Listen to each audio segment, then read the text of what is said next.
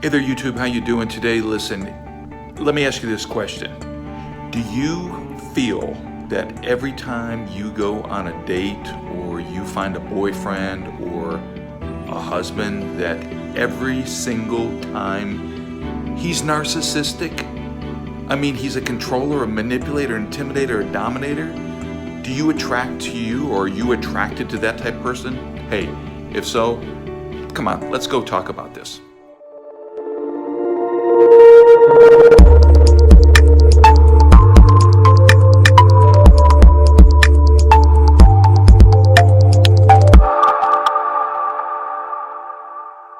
Well, first off, thank you for stopping by, checking out this YouTube video. We definitely appreciate you. If you're a subscriber, bam, you're part of the family. We definitely appreciate you. If you're not, why don't you go ahead and hit the subscribe button. Be part of what we're doing here, helping people get free from toxic relationships and establishing healthy relationships and becoming everything that they were created to become in life by reaching their full potential. Also, if you like this video, why not give it the thumbs up? That'll help us get ranked in YouTube so that we can really bring some influence to people who are dealing with the same thing that you may be dealing with, and that is narcissistic abuse and toxic relationships. All right, so we're going to talk about this. I did a video. The reason I'm doing this video, first off, I've had people ask me and say, hey, can you did a video before about narcissistic men and their mothers. And if you haven't seen that, you can check that out. Definitely want to watch that. But they asked, well, what about from a woman? What about from a female perspective? And so that's what we're going to do today. We're going to talk about codependent women and their fathers. Now, I want to be real clear here before we go into this thing. And that is this: when we talk about narcissism or a narcissist, it's not unique to a male. In other words, it's not only that a man can be a narcissist, or in many cases, they're not technically a narcissist, but they may simply have narcissistic tendencies, characteristics, which, by the way, are nothing to sneeze at, because they can be extremely, extremely damaging as well. But a woman can be a narcissist. It's true that more often than not, it's more men that are narcissistic than women, but it doesn't always have to be the case. So now that we kind of got that out of the way, let's talk about codependent women and their fathers. So one of the things that we find out in coaching people and helping people in their recovery from, or indeed managing the current relationship they're in that is probably narcissistic, is there's a common denominator, there's a common thread. Just like when we work with narcissists or men who have narcissistic tendencies, the paradigm is typically always the same, in that the relationship that the man had with his mother was, for whatever reason, unhealthy. There's an emotional, unhealthy connection with the mother, and therefore that brings that person who is a narcissist into a relationship with a woman who, in many cases, he is looking to either be his mother, or he is looking to abuse because he's angry at his mother. So there's a lot of things that go within that dynamic, and a video like this would never do it justice. So there's no reason to even go deep into that. We can talk about that. You can check out some of our other videos, or, like I said, one of the best things you can do is get coaching for yourself. And if you want that, which I strongly recommend, go to our website, icanadvance.com. Again, it's icanadvance.com. You'll certainly adore it. But as far as a woman, so perhaps you're a woman right now and you have found yourself always attracted to men or males that are narcissistic. They have narcissistic traits. They're controlling, manipulating, intimidating, dominating, but they didn't always, it didn't start like that. There was attractive features. There was an attraction to perhaps the charisma of the person. Perhaps it was good looks, or Perhaps it was that confident factor that you looked at, that the man was confident, okay? Whatever it is, you may have looked at that man, and again, that man could be right now or previously your boyfriend or, husband. Could be your husband now, it could be an ex-husband. But you looked at him as your knight in shining armor. Well, why is that? Most of the time, I would say almost 100% of the time when I talk to women that are married to whom they suspect are a narcissist or narcissistic, okay, I get it. I'll ask them basically 3 questions. Where did you meet him? What attracted you to him? And why did you get married? And the answers are simply amazing, okay? And this is why I always say things don't end wrong, they start wrong. And that's this, is that the place of meeting up in most cases was interesting, using that term to say the least. The attraction was in many cases toxic and unhealthy, and was usually an attraction to fill a gap, which we're going to talk about in the person, in this case, the woman or the codependent. And then the last question of why did you get married? The answers to that one are simply mind-boggling when I hear them. Okay, when we go through that process, though, I typically ask the next question is, did you see any red flags? And in virtually 100% of the time, the red flags were there. Which leads me to the next question: why did you bypass or not stop at the red flags? And this is where we're going today. It's because, in this case, the woman who is most likely codependent, an empath, they looked at that man as almost someone who's meeting the needs of something they did not get from their father. Now, let me talk about that for a few minutes. I'm a father, I'm a dad. I have 2 now grown daughters. I have grandchildren, many grandchildren, and have granddaughters. And I simply, as a man, I adore my granddaughters. They're simply amazing. To me, they could do no wrong. They're delicate, they're precious. And that is something that a man should have in him, okay? Well, when we look at your life, and when you look at your life, you have to look at it like this. When you were a little girl, remember, 0 to 10, that is the years, the developmental years where you are in, you're open. You're in a mode where you're just absorbing everything, good or bad. And you need, as a little girl, you need a healthy dad in your life. You need dad to love you, to validate you, to affirm you, to support you, to correct you, not criticize, but correct you, to train you, to receive you.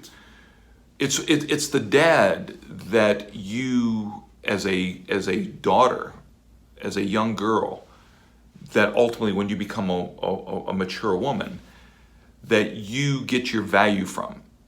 Okay? Dads are the ones that instill value, respect, self-respect, self-esteem. Because a dad is always, or should always, be telling his daughter just how lovely, precious, beautiful, amazing that his daughter is, his little daughter. And of course this goes on up until even to the preteen years, and then things do transition and it's a little bit different, but it never stops. To a dad, the daughter is simply amazing. And matter of fact, in so much that if the daughter never gets married, okay, is never released and gets married to a man, that dad always sees himself as responsible, that she will always have a place to be at, to stay.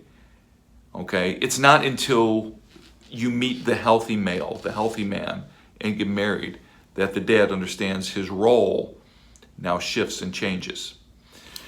But if you didn't have that in your life, then you don't know what to look for. You don't even know what a healthy man is, okay? Some of the times, this is something else I find. This one's really interesting, and perhaps this may speak to you.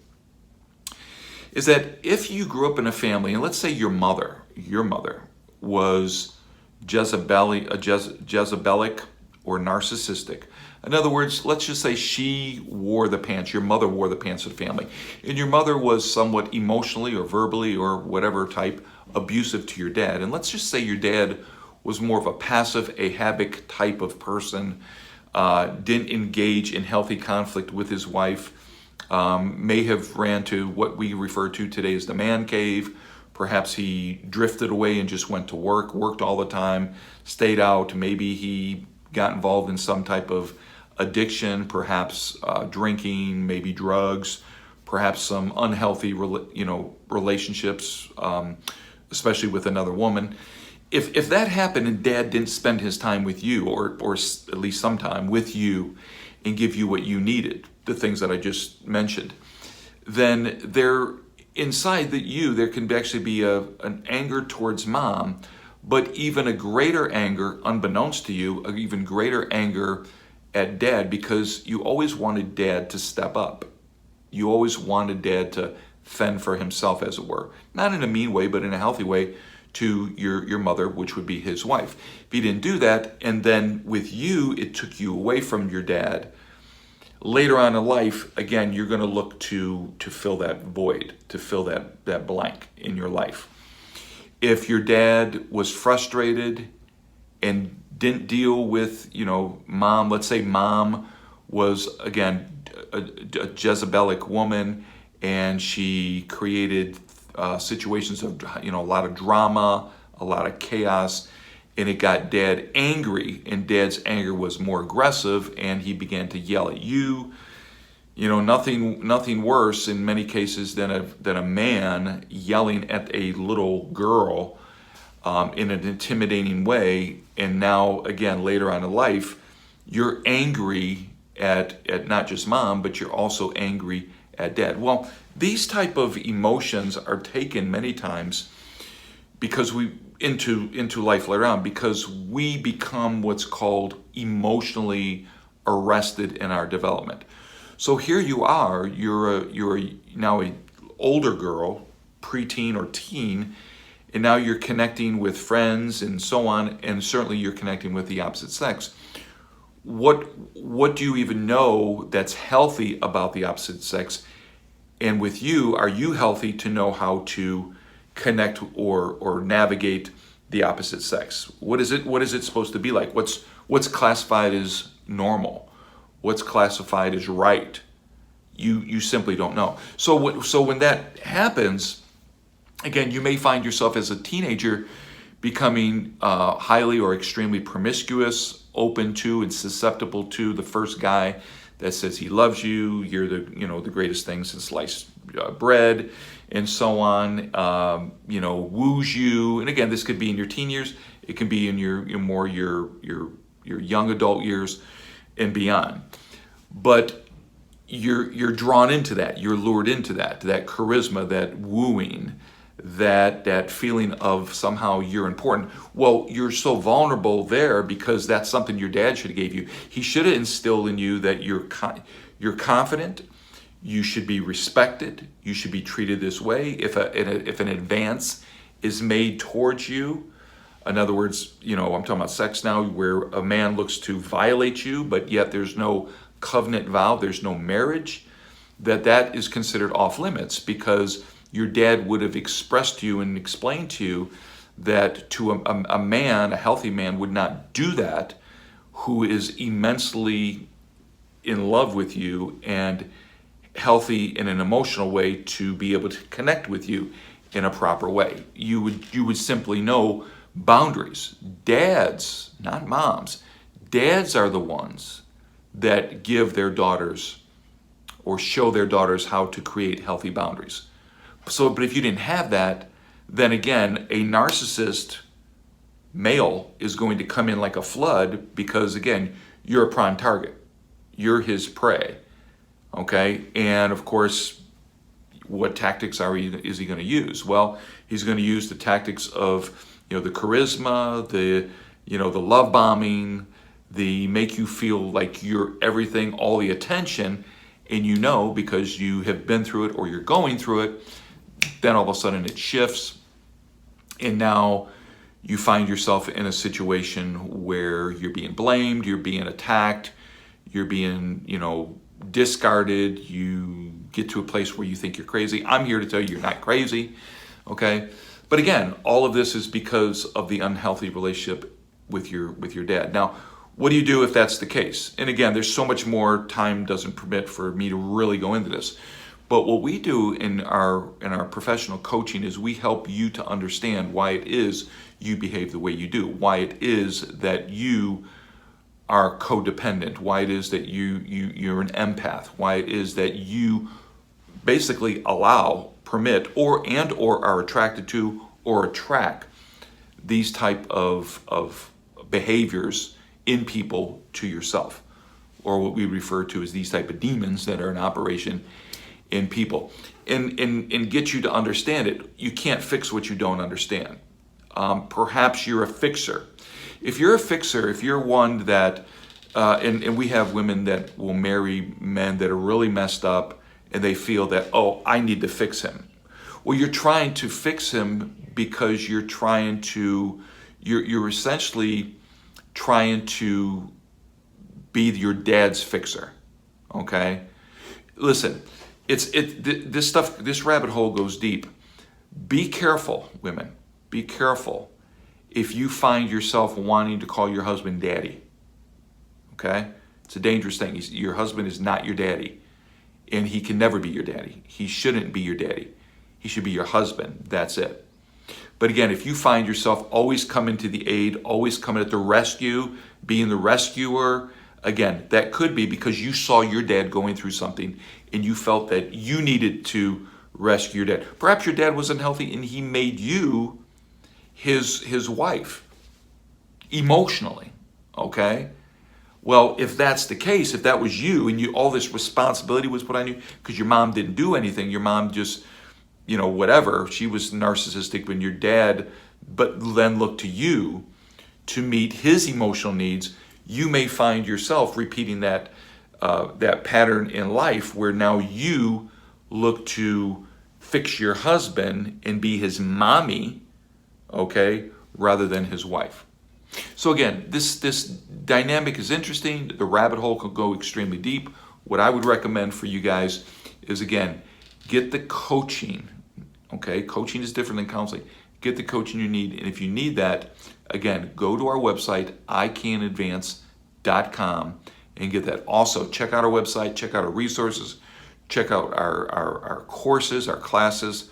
We're here to help you. Our goal in our heart is simply to see people that are hurting get free, to see people that are in bondage get free, and to help people, regardless of what your situation is. Not everybody's dealing with narcissism, okay? And that's not all we're about.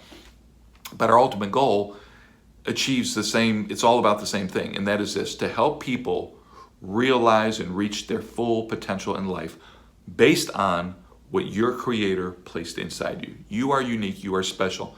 You're not broken. Don't let anybody tell you you're broken. There may be some areas of your life emotionally and mentally that you have some fragmentation in, but you're not a broken person. God doesn't make anything that's broken, okay? There's reasons for all this stuff. We'll help you find out the reasons why. So, hey, I hope this blessed you. I hope this helped you. I hope this opened up your eyes. I hope that this instigates in you some need or some desire to change, and at the very least, seek after the truth. Remember, it's the truth that makes you free. Again, hit the like button, subscribe to the channel, share this thing. We'll see you next time around. Put in the comments what you think about this video. If you are looking for something in more pertaining to some issue you're going through, pop that down there. We'd love to hear from you. All right, till next time, God bless. See you around.